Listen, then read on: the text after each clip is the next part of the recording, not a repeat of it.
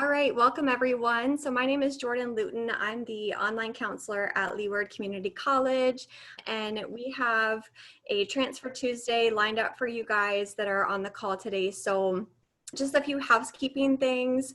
We'll each have our panelists introduce themselves, and then just to let everyone on the call know, the session today is being recorded. So if you need to jump out early or anything like that, don't worry, we'll record the session and we'll post it online afterwards. We're also using the webinar feature today, so if you're used to other Zoom calls where you're able to use your mic and your video and all of those things, you're not going to be able to use those features today. So just locate the chat, the Q&A, and feel free to post any questions that you have as you hear the presenters talk today, and we'll be sure to get to your question afterwards.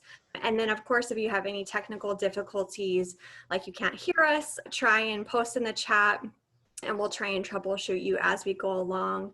There will also be an evaluation at the end of the day today, so be sure to look out for that and give us your thoughts and feedback about how the session went. We will use that to make improvements on future sessions. So appreciate everyone for joining us. Amy, I'm going to pass it over to you and let you go ahead and introduce yourself, and then we'll get our panelists introduced and get going on today's session. Thanks. Thank you so much, Jordan. So aloha, my name is Amy McKee. I am a EA/transfer advisor, and I serve students at Leeward Community College, helping them transfer to Manoa. And to introduce our panel today, we have Jill Nakatsu from the College of Engineering, as well as Gerald Lau from the Information and Computer Sciences Department. And I just dropped the link to the evaluation in the chat. If you folks could please remember to fill that out afterwards. Thank you so much for coming to the session to learn more about the programs that are offered at UH Mānoa. Just some fun facts. UH Mānoa was founded in 1907 and is considered a land, sea, space, and sun grant institution.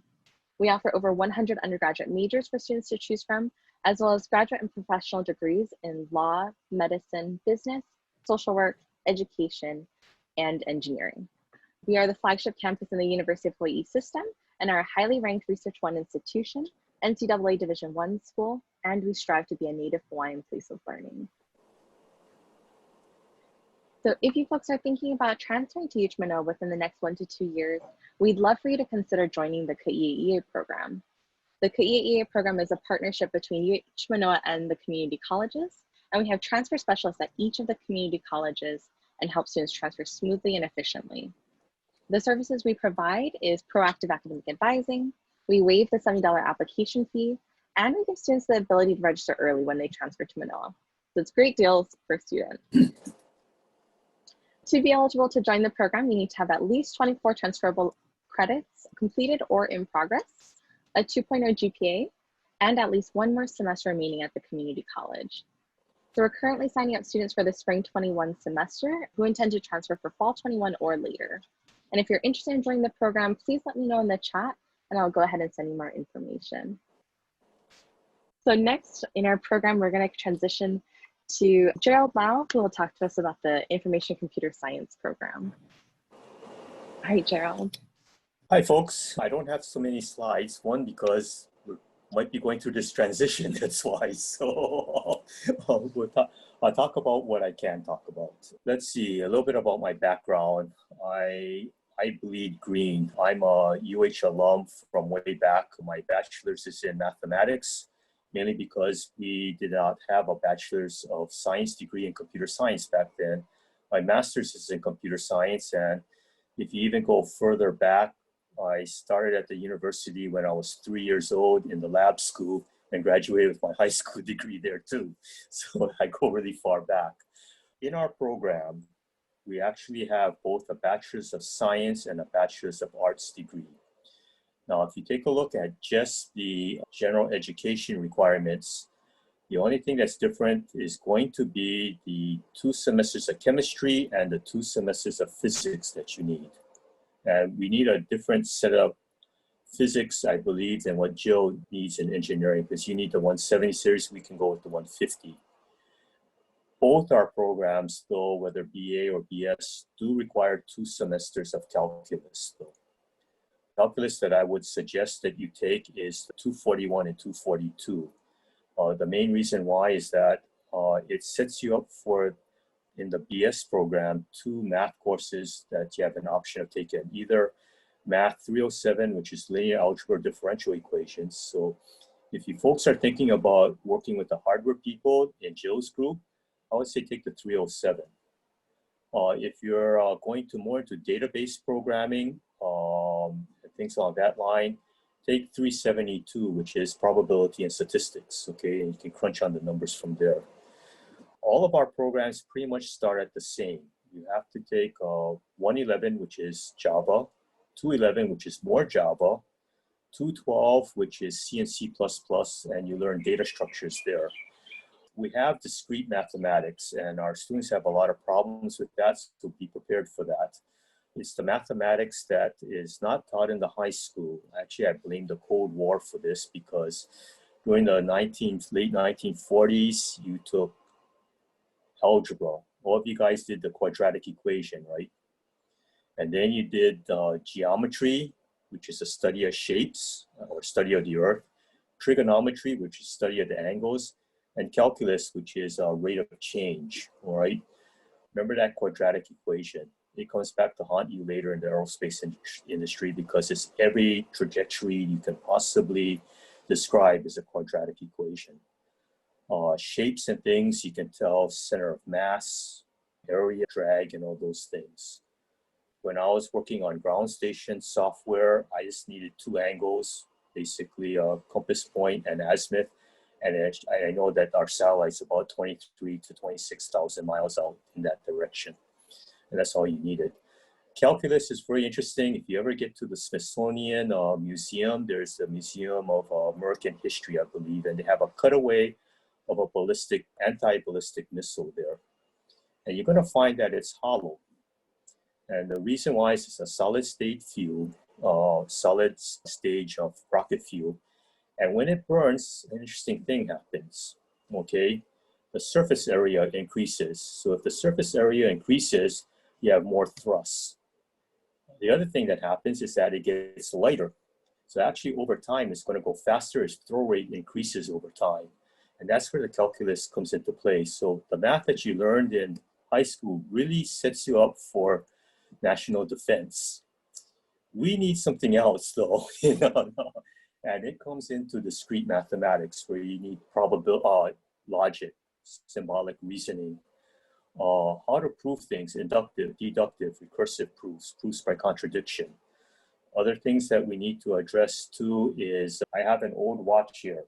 It's an analog watch. It's what you call a modular 12 watch. It gives me the remainder of time for over 12 hours, and I can tell day and night from there. You'd be surprised what we can do with the remainders of numbers. We've been credited in the past for the cyclical correcting code, which really helps the engineers correct for data dropout when they transmit. And actually that was developed by one of our professors, Wes Peterson, in our department. Other things that we do too in that mathematics is what I used to call counting of probability, where you do combinations and permutations. It's daunting to take a look and figure out all the different combinations and sets you can make. If you do good and you're over 21, go to Vegas when it's safe.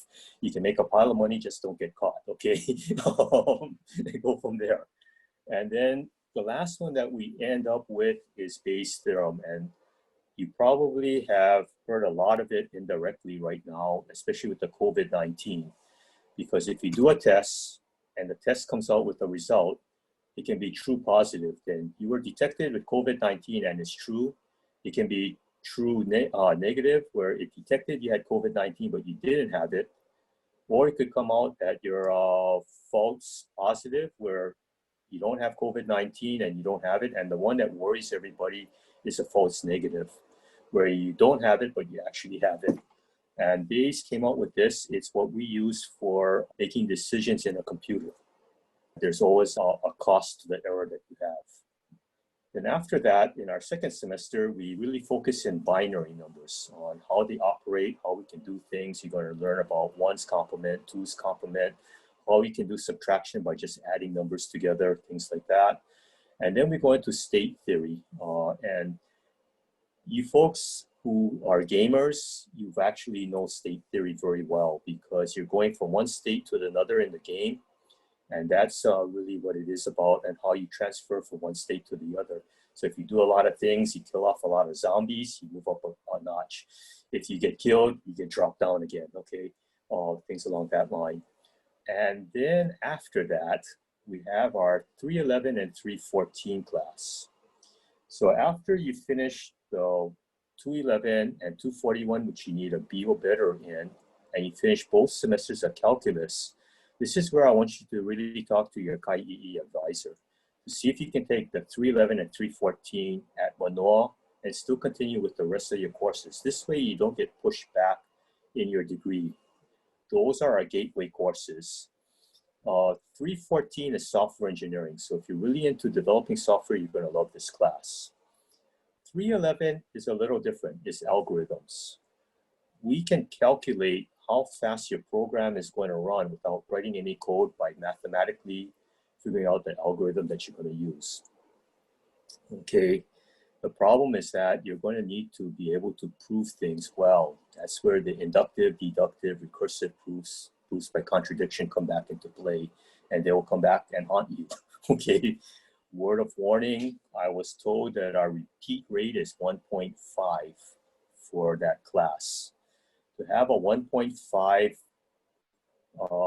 repeat rate, this is what it means. For every 2 students in the class, they have taken it 3 times, which says half the class failed, okay, in order to get a rating that high. But once you finish those 2 classes, our whole program opens up. Now, in the Bachelor's of Science program, we have 3 tracks. And so this is where the tracks came in that engineering does not have. We have a general track. That general track is going to cover different languages like assembly in your systems programming course. It also covers recursive languages like Lisp and Prolog. It's a whole different style in programming. But what's going to happen is that given your algorithm, you're going to be able to deduce the best algorithm to solve your problem for the speed or the size of the memory that you have and things like that. And you're going to find the best language that works out that language, that works out the problem, and go from there. After that, there are 4 courses that you need at the 400 level. And this can be in your area of concentration in computer science. And we do have a project course, a capstone course to also do. For the data science one, which is another one, I don't know how many of you folks know about data science. The best way to describe it was about a month or 2 ago, we had Hurricane Douglas that came by the islands. And if you saw all the models of the hurricane coming through, the meteorologists knew the ocean temperatures, they knew the wind directions at the different elevations, they knew the high pressure areas and how many millibars they were pushing on the hurricane, and they could model it. Earlier in the week, it was the worst case scenario where it comes north of the island of Hawaii and south on the rest of the islands. That's the model that the Hawaii Emergency Management Team practices every year as a Cat 5 hurricane, because when it comes through like that, it takes out all the airports and ports for the state. Not a good position to be in, okay? But luckily it went north and you saw them predicting it. And you can do that now, mainly because you got to go back when I was a master's student here. We had a high-end mainframe computer that was state-of-the-art back in the 70s. It had 1 CPU in it. It was a IBM 370. It had a whopping 5 megabytes of RAM memory. I think it had 8 to 10 disk drives connected to it that had a whopping 50K bytes of memory on it.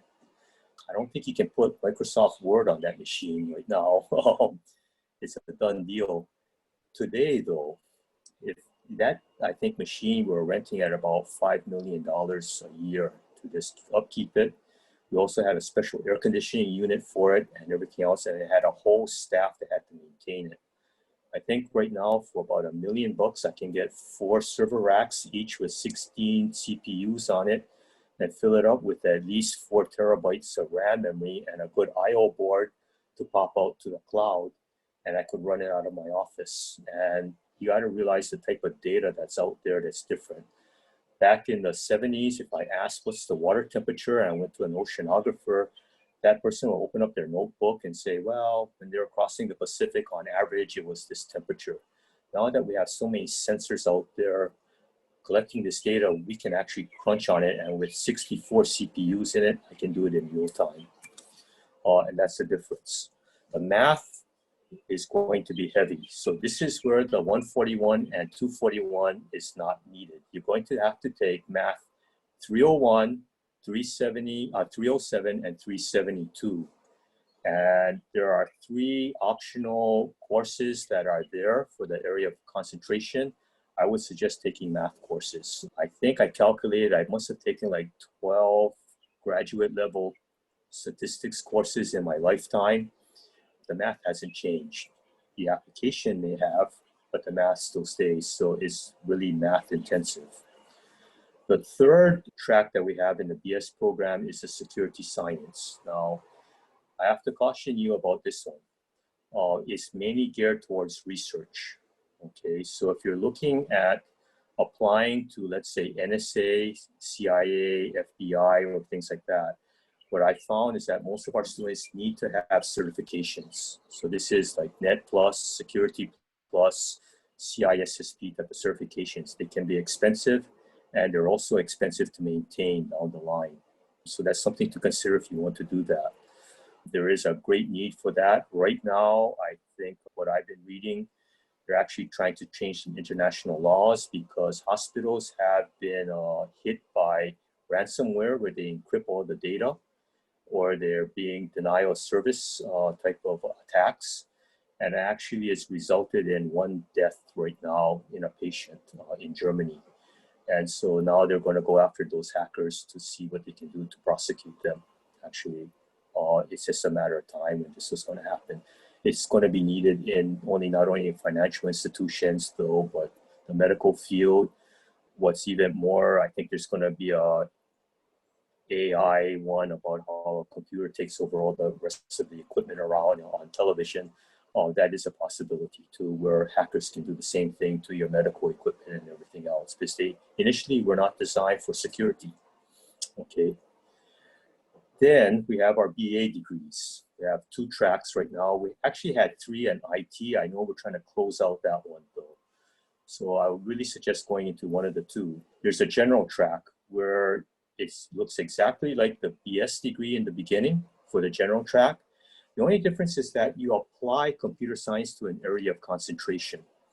So I've had 2 students that have gone into economics and they're doing economic modeling. Another one, a couple of them are going into accounting, so they're automating accounting systems. I have a lot who have gone into ACM, the Academy for Creative Media. That trains them to actually take a look at how you're going to develop a movie or a game up front, and they have the knowledge in the back to actually kick it off, okay? Most of those students work heavily with the Lava Lab that we have run by Jason Lay. You can look it up on our website. He does a lot of things in 3D animation. I don't know if any of you folks have seen when the Hokulea made this world round trip.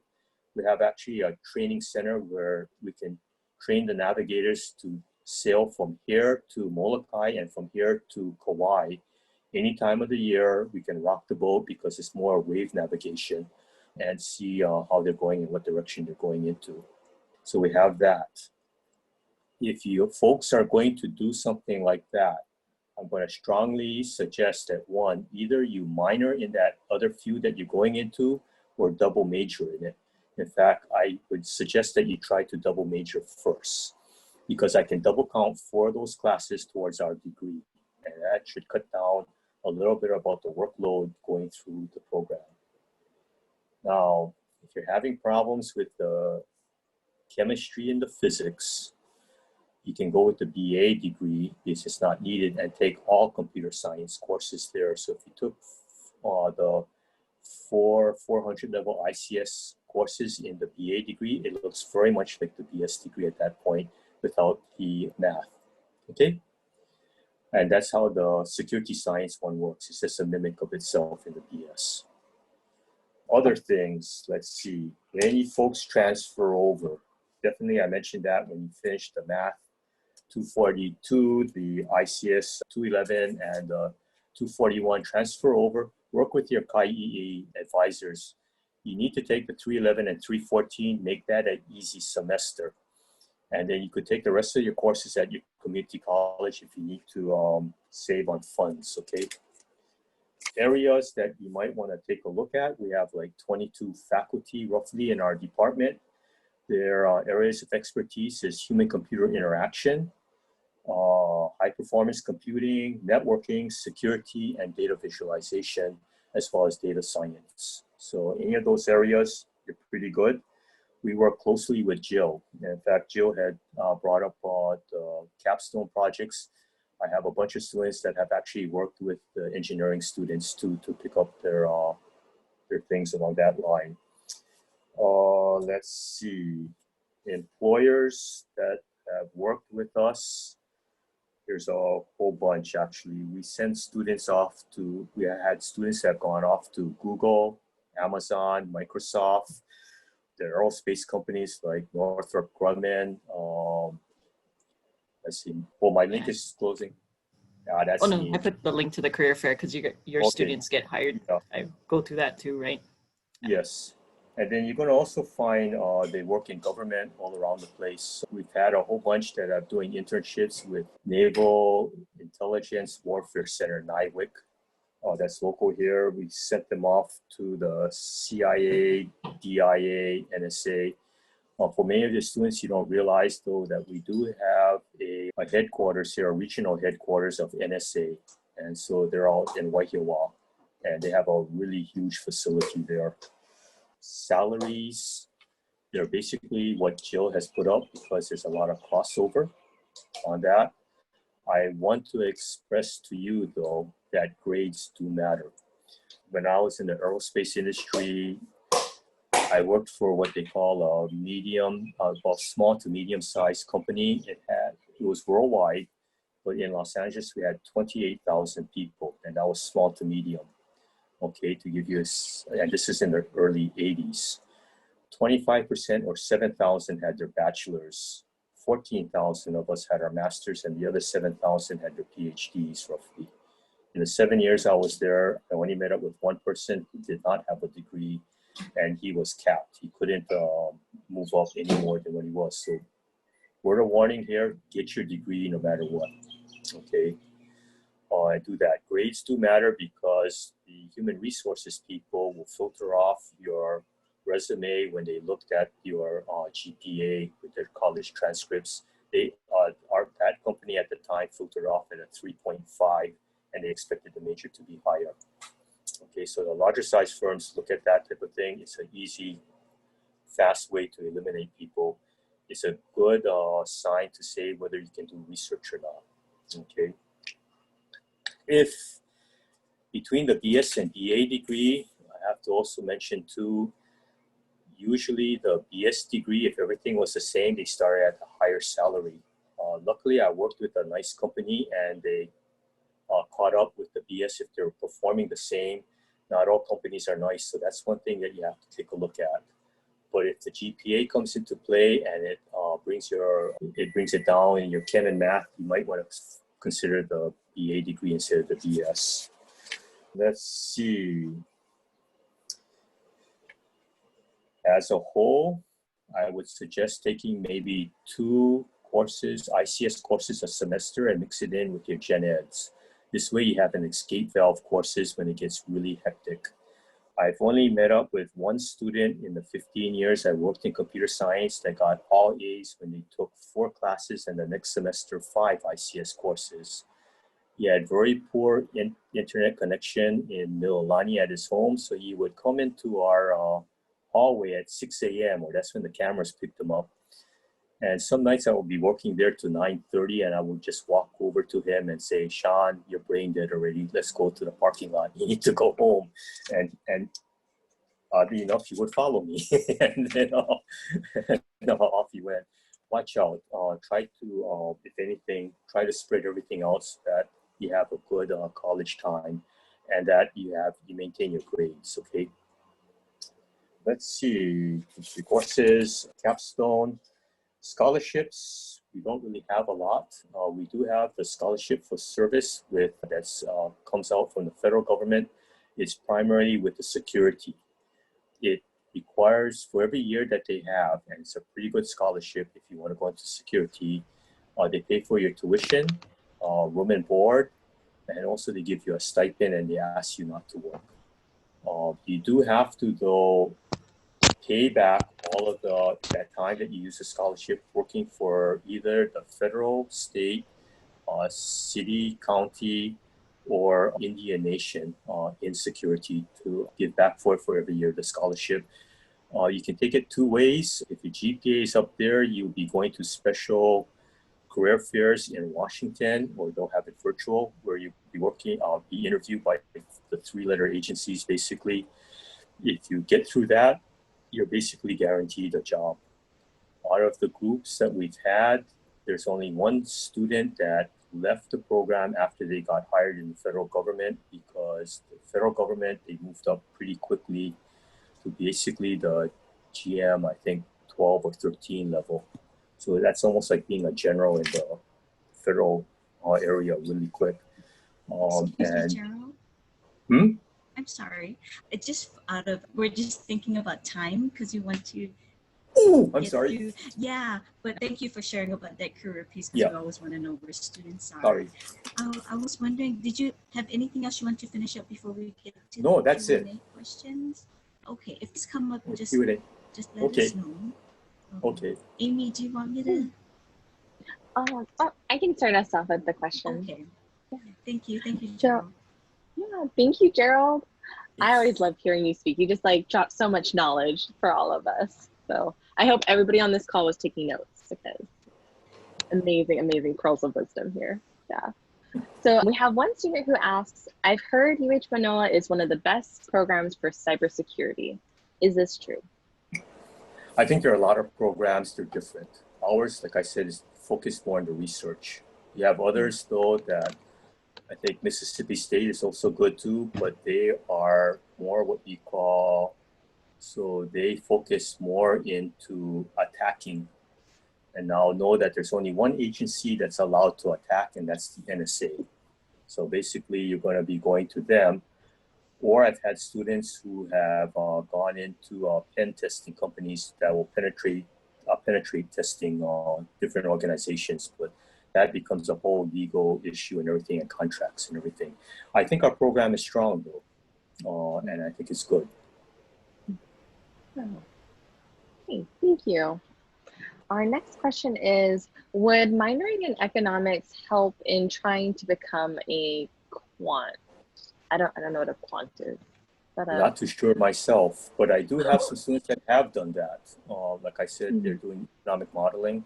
I have another one that's going into investing and doing that. So that's where the BA degree works really well. Gotcha. Thank you. Are there any other really good minor pairings with the BA in ICS that you've seen? Okay. You're now singing to the choir because I'm a math major and I have some prejudices here. I would say the math has never failed me. Because we're an application of mathematics, it's very helpful to have that. It also opened the door to me because when I'm working with the electrical engineers or mechanical engineers, it all comes down to an equation at that point. And if I can understand it, I can implement it. Especially data sciences, right? Because my areas in machine learning and data science in EE, all the math, and it's the same, right? For ICS. Right, it's still the same. For data science, though, the applications have changed. So they're doing the autonomous vehicles. They're doing a whole bunch of other things. The computer science comes into play where you can make it run faster. Thank you. So our next question is, how is the acceptance rates at other universities on the mainland for master's and PhD with a BS in computer science from UH Mānoa? And also, how competitive is the 4+1 master's track at Manoa? Okay. Okay, two different questions. Okay, the master's program, what I've seen in computer science, is really going to come down to the 311 course, the algorithms. Usually most master's programs are going to require about maybe about a 3.2 or above to be accepted. And then like for us, we look for at least a B or better in that course to get in. So that's where you're going to have to concentrate on. We've had students that have gone, I don't know the exact rates, but they've gone to Cornell, MIT, all over the place, Berkeley, the whole 9 yards. So it's really what you want to do and apply. I would actually take a look at what the programs have that they specialize in when you apply to the master's, because you can have some very small schools that may not have a real name that will punch out overall in the program, but they have a very specialized program that people look for. So that's one thing that you have to do, is to do your research. The 4+1 program, it helps you because it cuts 1 year out of your academics. My main worry, and this is where for all the students that are out there, you're going to need to have a B+ or higher in 311. So that's the gateway course. Okay. The other thing I want you folks to think about is, what the heck are you going to research in? Is you're going to have to hit the ground running as soon as you enter that program.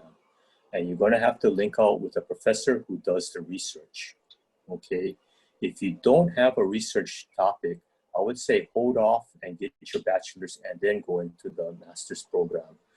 That is going to save you a lot of heartache, I think, if you happen to pick something that you don't know what you're going into and then you're committed to it. And a follow-up question for the 4+1, are students eligible to get a graduate assistantship if they're doing the 4+1 program? Yes, but it usually happens when they start their graduate program. So it's really more in the last year. There are two types of things that we have. We have a TA-ship, and then we have an RA-ship, research assistantship. The TA-ships, you're going to be correcting all the papers from the ICS 111, 141, and everything else, and then you have to do your research, okay? But the funding usually is set and there's budgeted, but I don't know what's going to happen now with the budget changes though, but usually it's allocated and there. The research assistantship, it really depends on the professor bringing in research money.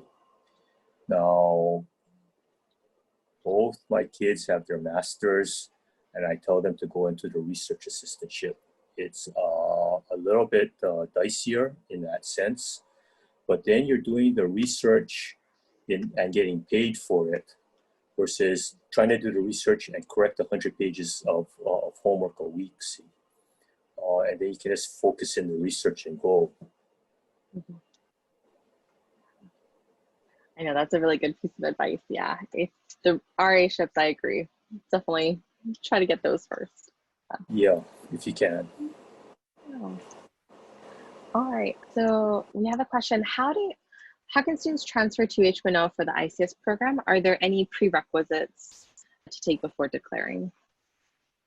Well, actually, since we're in the colleges of arts and sciences, you just have to transfer over. That's the little bit of a difference between the College of Engineering, you're applying to the College of Engineering.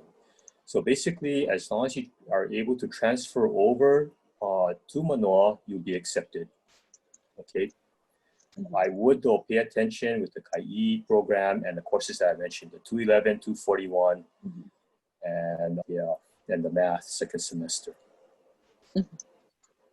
Thank you. Yeah, and thank you for being such a great supporter of KAI. I just dropped the link into the chat for you folks, so please join. We will definitely help you out to make that smooth transition. Yeah.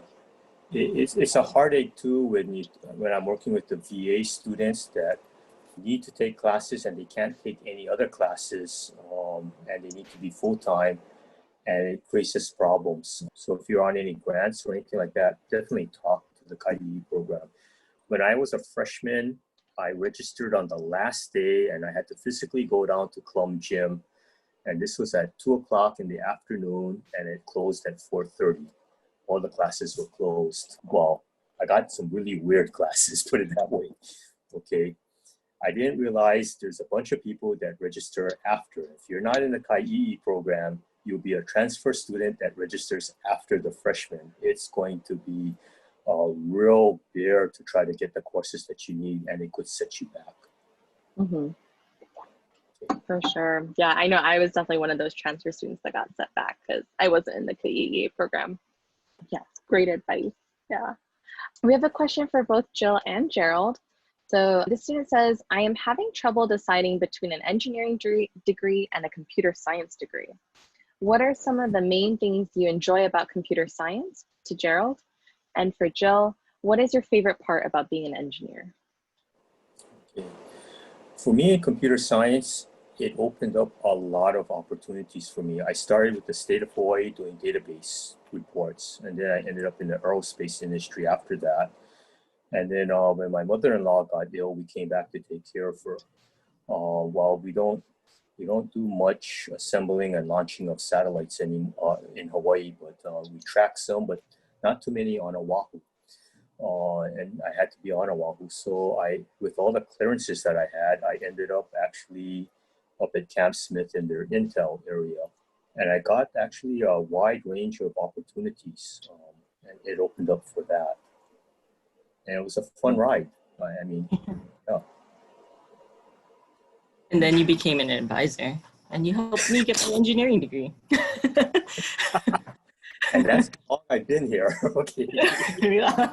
Yeah, Gerald was working closely with the College of Engineering when I went through the program here at UH. So similarly, yeah, I really like being an engineer because of all the different opportunities that open up for me as well. So although my degrees are in electrical engineering, my bachelor's and master's, I first started working in biomedical after I graduated undergrad here.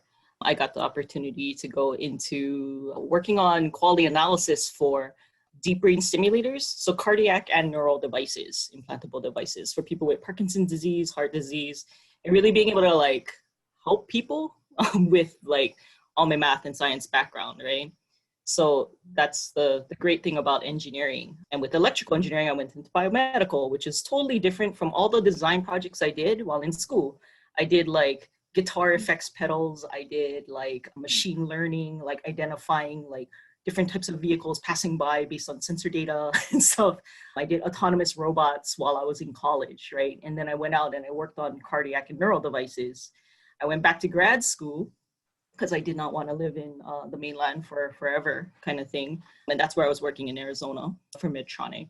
I came back here and I did grad school with electromagnetic design group, right, for communication systems. So like working on metamaterials for like air antenna design and stuff. And metamaterials are materials that exhibit characteristics that don't exist in real life. So like negative reflectivity doesn't exist in real life, but if you put enough materials together in certain formations, then that overall material can project that, right? And so that is more electromagnetics and like circuitry-based kind of stuff. But my area that I was always interested in was more machine learning, right? Machine learning and even some of the data sciences. So what I did was I designed programs that could design those antennas. So I used like AI machine learning techniques in like with support vector machines, with genetic programming, genetic algorithms, and neural networks, artificial neural networks, and took all of that and created programs that could design those materials that didn't already have like a design thing to follow, procedure to follow. So with all the different things that I've done up until becoming an advisor here at the college, all of those things I did with my EE background, right? And so it really did open the doors to a very wide variety of things that I could work on, just like Gerald did too. And so like with your engineering degree or your computer science degree, you probably will be fine either way. But if you can kind of start to identify some of the industries, right, and things that you're really interested in doing beyond school, then that can kind of help backtrack to figure out maybe which one lines up a little bit easier for you to find your pathway into it.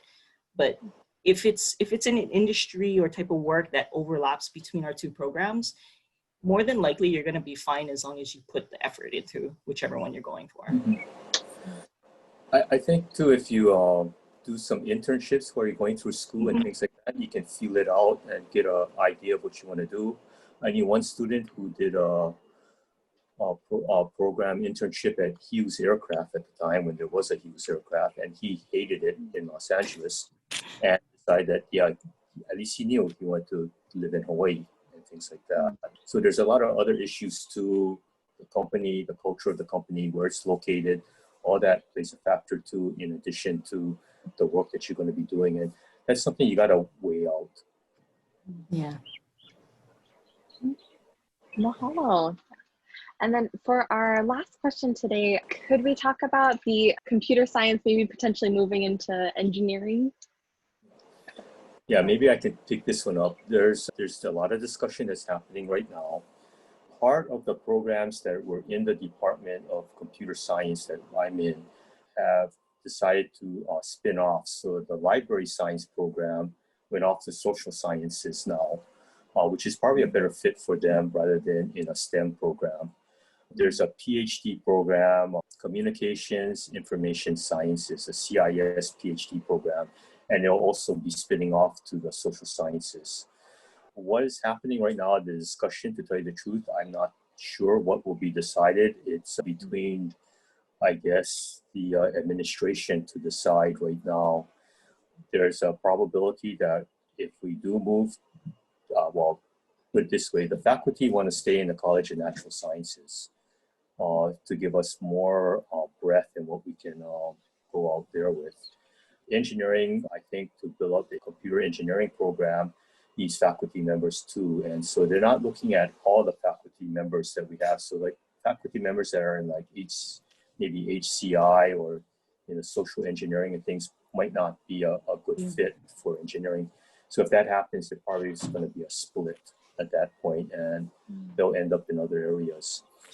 Areas like in data science, data visualization, like in the Lava Lab, will probably could operate in either college, so they're not going to really feel it at all, the Institute for Data Science or the Lava Lab. So it's really going to come down, I think, to budget and go from there. It's something, I guess, for you that are out there, just try to plan the best you can.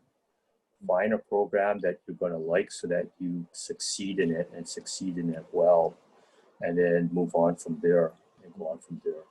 My guess, and this is now just me guessing, okay, so take this with a huge grain of salt. The people who come that are now in the program in natural sciences will probably stay in natural sciences and complete their degree in the College of Natural Sciences, because Jill can testify the physics that's required for engineering, the amount of math and everything. If you're already in the program, you're not gonna, it's almost like starting from scratch again, and it's a whole new 4-year program. So I think that's gonna happen there. Okay, so things to think about. Yeah, I think we definitely, like, the programs that are in existence right now generally will be moving, somewhere, so they'll still exist, right? That you can finish out in, and it'll just kind of just depend on where they end up. But the people teaching you basically will be the same, right? Just probably, belonging to different places. Yeah. So yeah, I don't think on the student side you have too much to be super concerned about. Yeah. Okay, well, thank you for that update. And as just for our students, just know that this is a dynamic situation. Things are changing, so make sure to stay updated on, the Provost website, the post-pandemic Hawaii plans. I'll see if I can drop a link to the chat for that. All right, thank you so much for this Q&A. And then Lori, did you want to close us out? Did you say Laurie? Yeah. Oh, okay. I'm sorry. Thank you so much, Jill and Gerald, for being here. And I just want to thank the students as well. I know Angie, Kelly, Andrew, Carlton, and Alex, you guys all asked very good questions. I'm sorry if we couldn't get to any remaining ones as the time is running. But if you do have questions, I just wanted to reiterate, your campus transfer counselor can also help with that, your EA counselor. And I think Jill and Gerald, if you folks are willing to answer some of the students' questions, if they do email you, they'd appreciate it too. Yep. If you could also, students and faculty advisors, as you're on, if you could do an evaluation, it's a real quick one. It just helps us to assess what we're doing, and hopefully we can continue to grow this. So thank you again, Gerald and Gerald. Thank you. Thank you. Thank you. Yeah. And then just a really quick plug, our next session is going to be on October 20th with the College of Education and English Department. So if you're also interested in those majors, please stick around.